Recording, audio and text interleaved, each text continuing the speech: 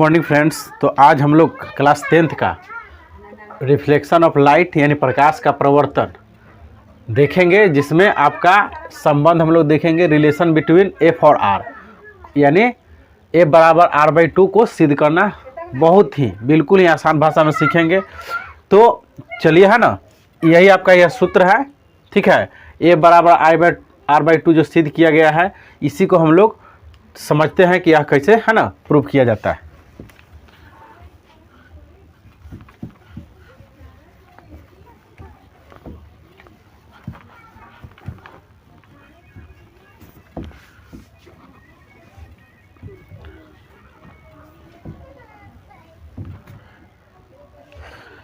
तो देखिए, सबसे पहले आपको क्या करना है, अवतल दर्पण बना लेना है। यह क्या कर रहा है, कलई कर रहा है, यानी रंजित किया जा रहा है AgBr यानी सिल्वर ब्रोमाइड से, ठीक है। पेंट कर दिए, ठीक है। अब जानते हैं कि यह क्या है, अवतल दर्पण है। तो यह क्या होगा, एक गोले का क्या होता है, अवतल दर्पण एक गोले का क्या होता है, भाग होता है। अवतल दर्पण क्या होता है, गोले का भाग होता है। तो इसका केंद्र होगा, तो मान लीजिए कि यहाँ पर केंद्र है, तो इसको हम C से इंडिकेट कर दिए, यानी सेंटर ऑफ कर्वेचर। और दर्पण के मध्य बिंदु को P यानी ध्रुव पोल कहते हैं, ठीक है। और P और C को मिलाने वाली सरल रेखा, है ना, सरल रेखा इस तरह से सीधी रेखा, न कि इस तरह से टेढ़ा रेखा, है ना, सीधी रेखा की बात हो रहा है। तो यानी P से C को मिलाने वाली सरल रेखा को क्या कहते हैं, मुख्य अक्ष यानी प्रधान अक्ष, प्रिंसिपल ऑफ एक्सिस, ठीक है। और हम लोग जानते हैं कि मुख्य अक्ष यानी प्रधान अक्ष के समांतर आती किरणें, ठीक है। प्रधान अक्ष कौन है आपका, तो PC है। PC आपका क्या है, तो प्रधान अक्ष है। देखिए, तो इसको हम सीधा दम मिला दिए। तो देखिए, यह आपका PC है, ठीक है। PC आपका प्रधान अक्ष है, क्या है, प्रधान अक्ष, ठीक है, यानी मुख्य अक्ष भी कहा जाता है इसको, मुख्य अक्ष। तो PC के समांतर यह रेखा आया, ठीक है। तो दर्पण से यानी अवतल दर्पण से परावर्तन के बाद यह कहाँ से गुजरता है, तो फोकस से। इस बिंदु क्या कहते हैं, फोकस, ठीक है। तो हम लोग यह जान गए, इसको मिटा देते हैं, क्योंकि हमको यह केवल समझाने के लिए लिखे थे कि अवतल दर्पण क्या होता है, किसी खोखले गोले का एक कटा हुआ भाग होता है, और इसका फेस यानी जो परावर्तक सतह होता है अंदर की तरफ होता है, यानी इधर साइड से हम लोग क्या करेंगे, फेस देख सकते हो, इधर कलई किया गया है। अब देखिए कि अगर कोई मान लीजिए कि यह वृत्त है, ठीक, तो इसका केंद्र होगा। तो केंद्र से यह आपका परिधि है, तो केंद्र से परिधि पर डाला गया यह जो है ना, तो यह क्या होता है, अभिलंब होता है। यानी यह त्रिज्या जो है क्या है, परिधि से टच किया, अभिलंब है, क्या है, यह सब 90 डिग्री कोण बनाता है। यानी केंद्र से परिधि पर खींचा गया, है ना, यह लंब कहलाता है। या एक चीज़ और हम लोग जानते हैं कि मान लीजिए कि यह समतल दर्पण है, क्या है, यह समतल दर्पण। तो समतल दर्पण पर आती प्रकाश किरण, आपतित किरण, और इस पर क्या होता है, आपतन बिंदु है ये, इस पर आपतित किरण और परावर्तित किरण, है ना, क्या है। देखिए, समतल दर्पण में आपतित किरण और परावर्तित किरण यानी इंसिडेंट रे और रिफ्लेक्टेड रे पर यह आपतन बिंदु है, यानी पॉइंट ऑफ इंसिडेंस पर यह जो नॉर्मल है। तो हम लोग जानते हैं कि आपतित किरण और अभिलंब के बीच को I से दिखाया जाता है, और परावर्तित किरण और अभिलंब के बीच को R से, यानी आपतन कोण बराबर परावर्तन कोण, ठीक है। यानी आपतन कोण और परावर्तन कोण क्या होते हैं, बराबर होते हैं, कोण I बराबर कोण R होते हैं। यह चीज़ प्रकाश के, है ना, परावर्तन में हम लोग सीख चुके हैं, और नहीं भी सीखे होंगे तो आप जान गए कि आने वाला किरण और इस पर खींचा गया लंब और जाने वाला किरण दोनों क्या होते हैं, यानी आपतन कोण और परावर्तन कोण बराबर होते हैं, और इस पर खींचा गया लंब यह अभिलंब कहलाता है ना। तो उसी तरह से यहाँ पर हम क्या कर रहे हैं, देखिए, यह अवतल दर्पण का क्या है, यह केंद्र है। केंद्र से परिधि मान लीजिए कि यह है आपका, है ना, परिधि पर यह जो लाइन खींच रहे हैं, यह क्या कहलाएगा, अभिलंब कहलाएगा। क्या कहलाएगा, अभिलंब। और यह समतल दर्पण आपको दिख रहा है, तो उसी तरह से ये 90 डिग्री कोण बना रहा है, अभिलंब की काम कर रहा है। तो यह कोण आई हो गया और ये कोण आर, ठीक है। और जब कोण आई बराबर आर है, क्योंकि आपतन कोण और परावर्तन कोण बराबर होते हैं, तो इस तरह से हम लोग लिख सकते हैं। तो इसका नाम दे देते हैं ए और इसका नाम देते हैं बी, ठीक है। यह रेखा का नाम दे दिए। अब आपको इसी को देख के केवल छाप देना है। तो लिखेंगे कि देखिए कोण ए बी सी, क्योंकि देखिए आपतन कोण और परावर्तन कोण यह दोनों कोण क्या है, बराबर है। तो लिख सकते हैं इसको हम कोण ए बी सी बराबर, देखिए ए बी सी बराबर सी बी एफ, कोण सी बी एफ। तो ये कैसे हो गया, तो लॉ ऑफ रिफ्लेक्शन यानी परावर्तन कोण के नियम से, परावर्तन के नियम से, ठीक है। यह परावर्तन के नियम से क्या हो गया, बराबर हो गया। तो आप इसको आप समीकरण 1 मान सकते हो, ठीक है। यानी यह समीकरण 1 हो गया। दूसरा देखिए कि अगर मान लीजिए कि यहाँ पर दो समांतर लाइन है, क्या यह दोनों समांतर लाइन है, एल एम मान भी सकते हैं नहीं भी, और इसको क्या कर रहा है कि यह आपका यह तिर्यक रेखा हो गया है ना। मान लीजिए कि एन एम क्या है, तो तिर्यक रेखा जो दो समांतर लाइन को कट करता है, तो यह कोण और यह कोण एकांतर कोण का बराबर होता है। उसी तरह से अगर इधर से भी काटता तो यह कोण और यह कोण क्या होता है, बराबर होता है एकांतर कोण के नियम से। यानी कहने का मतलब यहाँ 50 डिग्री कोण होता तो अभी कितना डिग्री का होता, 50 डिग्री का। तो हम यहाँ पर देख पा रहे हैं कि यह देखिए मुख्य अक्ष पीसी और यह ए बी दोनों समांतर लाइन है, क्योंकि पीसी के समांतर ही ए बी खींचा गया है। और यह सी बी क्या है, तिर्यक रेखा काम कर रहा है। तो यह कोण है ना, कोण यह वाला, ठीक है, यह वाला, और कोण यह क्या होगा, बराबर होगा एकांतर कोण के नियम से। यह भी हम लोग लिख सकते हैं। तो चलिए लिखते हैं, यानी कोण ए बी सी बराबर, देखिए ए बी सी बराबर बी सी एफ, ठीक है। तो बी सी एफ इसको लिख देंगे एकांतर, एकांतर एकांतर कोण के आधार पर, है ना। इस समीकरण इसको मान लीजिए 2, ठीक है। अब देखिए दोस्त कि कोण ए बी सी और कोण ए बी सी है ना, यानी यह समीकरण 1 और 2 के बायां पक्ष जो है यानी लेफ्ट साइड है, दोनों क्या है, बराबर है।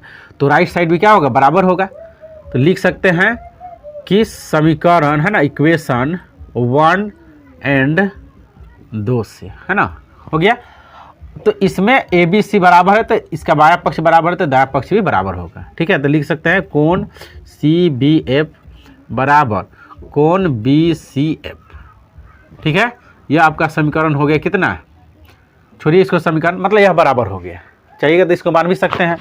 और हम लोग जानते हैं कि कोई त्रिभुज है, मान लीजिए कि यह आपका क्या हो गया, यह आपका यह त्रिभुज है जिस जो बी एफ सी है, बी एफ सी है, ठीक है। यह त्रिभुज हम लिए हैं, यह वाला, ठीक है।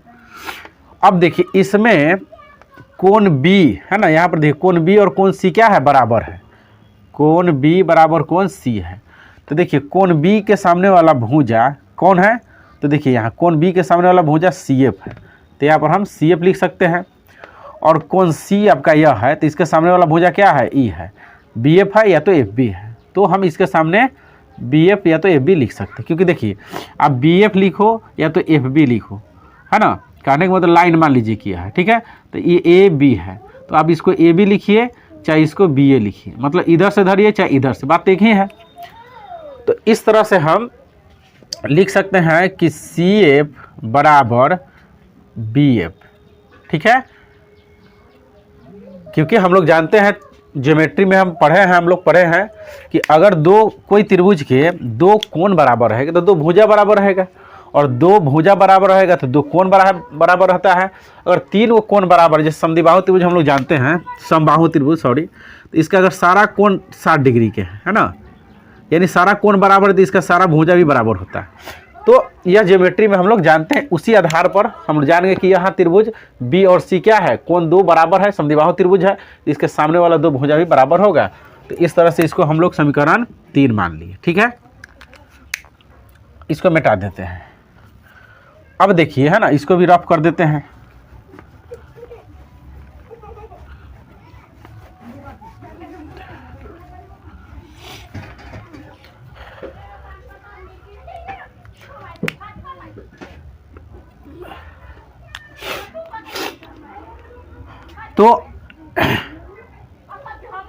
तो अगर यह वीडियो आपको अच्छा लग रहा है मित्र, तो मेरे चैनल को ज़रूर सब्सक्राइब कर ले इसी तरह के अच्छे से वीडियो पाने के लिए। और देखिए अब यहाँ पर हम लोग एक चीज़ देखेंगे कि यहाँ देखिए बी और पी लग रहा है कि बहुत दूर है ना। जैसे एफ मान लीजिए यह है, ठीक है, और यहाँ पर आपका पी है और यहाँ पर आपका क्या है, बी है। तो यह जो आपका दिख रहा है ना मिरर, तो यह बिंदु बी बहुत दूर लग रहा है, लेकिन ऐसा एक्चुअल में है नहीं, एक्चुअल में ऐसा नहीं है। ठीक है क्या कि देखिए एफ है आपका, यह हो गया आपका पी। तो यह बिंदु सोचिए कि इस तरह से हम कर सकते हैं इसे, है ना, लाइन ड्रॉ कर सकते हैं। तो जो बी है एकदम पी के करीब है, यानी बी जो यह है यह पी के करीब है, यानी यहाँ पर जूम किया गया है, जूम समझते हैं बड़ा करके, है ना। तो यह बहुत पास है, यानी कहने का मतलब कि यहाँ पर ही बी है। तो आप देखिए अगर यहाँ से लाइन अगर हम ड्रॉ करेंगे और यहाँ लाइन ड्रॉ करेंगे तो लगभग एकदम पास दिख रहा है कि ना बी पी के। तो यानी कि यहाँ हो गया, इसका मतलब यह हो गया कि बी जो है पी के बहुत पास है। तो हम लिख सकते हैं इसको पी एफ बराबर एफ बी चाहे बी एफ लिखिए, यह क्या होगा, बराबर होगा, क्योंकि दोनों पास पास है। तो इस आधार पर हम लोग लिखेंगे कि चूंकि बिंदु बी पी के बहुत, है ना, बहुत ही निकट या तो पास है लिख सकते हो, निकट है, इसलिए पी एफ बराबर एफ बी, या तो बी एफ लिख सकते हो। जैसे देखिए पी एफ बराबर एफ बी, है ना, एफ बी यह लिख दिए यहाँ पर। इसको समीकरण का मान लेते हैं 4। ठीक है, अब देखिए यहाँ देखिए बी एफ है और यहाँ एफ बी है, तो इसको हम लिख सकते हैं इसे बी एफ बी, है ना, क्योंकि हम शुरू में समझा दिए हैं कि इधर उधर लिख सकते हो। तो यहाँ पर आर एच एस और आर एच एस यानी दाहिना पक्ष क्या है, दोनों के बराबर है 3 4 के। तो फिर लिखेंगे इक्वेशन 3 और 4 से, है ना, समीकरण 3 और 4 से। ठीक है, अब यहाँ पर हम कुछ नहीं करेंगे, यानी जब देखिए यहाँ राइट साइड दोनों का बराबर है तो लेफ्ट साइड भी बराबर होगा, है ना। तो यहाँ पर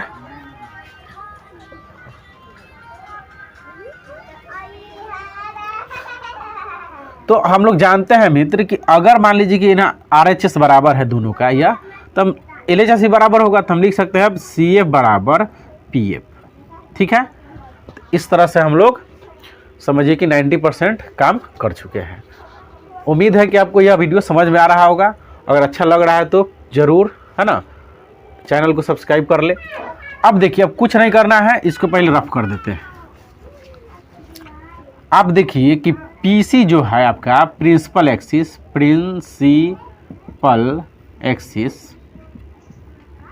यानी प्रधान अक्ष, पीसी जो आपका प्रधान अक्ष है, तो कैसे बना है, तो आप देखिए सी एफ और पी एफ के जोड़ने से बना है। मतलब कहने का मतलब देखिए यहाँ से यहाँ तक सी है, ये पी है, ये एफ है। ठीक है, तो यह दोनों, है ना, यह दोनों भाग जुड़ा तब जाके क्या बना, पी एक्स यानी प्रधान अक्ष। पीसी यानी कहने का मतलब है, समझ सकते हैं कि पीसी कैसे बनता है, तो पीएफ और सीएफ के जोड़ने से। तो अब इसको हम लोग, है ना, इसका नामकरण, है ना, किया गया है कि पी से लेकर, ठीक है, पी से लेकर एफ के दूरी को फोकल लेते हैं, फोकस दूरी कहते हैं, और ध्रुव से कोई भी दूरी नापा जाता है, तो ध्रुव से लेकर वक्रता केंद्र के बीच के दूरी को, यानी यहाँ से लेकर यहाँ तक के दूरी को वक्रता त्रिज्या कहते हैं, है ना, यानी सेंटर ऑफ या रेडियस ऑफ कर्वेचर कहा जाता है। तो इस आधार पर हम लोग यहाँ पर लिख सकते हैं, देखिए पीसी के जगह हम लोग, है ना, पीसी की जगह क्या लिख सकते हैं, सीएफ और पीएफ। ठीक है, तो इस तरह से यहाँ पर हम लिख दिए।